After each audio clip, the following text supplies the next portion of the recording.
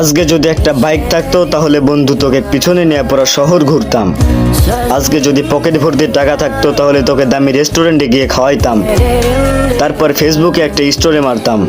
কিন্তু অর্থ বলেও তো একটা কথা আছে। আজকে আমরা মধ্যবিত্ত, নুন আনতে পান্তা ফুরাই।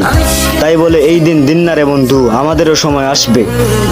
আমি চাইলেই আমি খারাপ পথ বেছে নিতে পারতাম, কিন্তু আমাদের ফ্যামিলি থেকে আমাদের সেই শিক্ষাটা দেয়নি। অভাবে পড়লে মানুষ কত কিছুই না করে। কেউ মানুষের দুর্বলতার সুযোগ নিয়ে সুযোগের সদ্ব্যবহার করে, কেউ প্রতারণা করে টাকা কামায়, কেউ আবার ছিনতাই করে টাকা কামাইয়া শরীরের মাংস করছে গরুর মতো। চায়ের দোকানের মুরব্বীরা না, আমি বলছি, হ্যাঁ আমি বলছি, এ সমাজ আর সমাজ নাই। জিনা থেকে শুরু করে চুরি চামারি পর্যন্ত এ সমাজ আর সমাজ নাই। এই জন্য হয়ে গেছে কুকুরের আড্ডাখানা।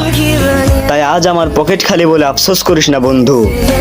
আমরা সৎভাবে চলবো, সত্যকে সত্য বলবো, মিথ্যাকে মিথ্যা বলবো, মাথা উঁচু করে বাঁচবো। আমাদেরও সময় আসবে, সেই দিন যেই দিন আমার পিছনে বাইক থাকবে, পকেট ভর্তি টাকা থাকবে, মানুষ দেখলে সালাম দিবে। ওই দিন তোকে নিয়ে শুধু শহর না, পুরো দুনিয়াটাই ঘুরে দেখামু ভাই। তুই শুধু একটু দোয়া করিস।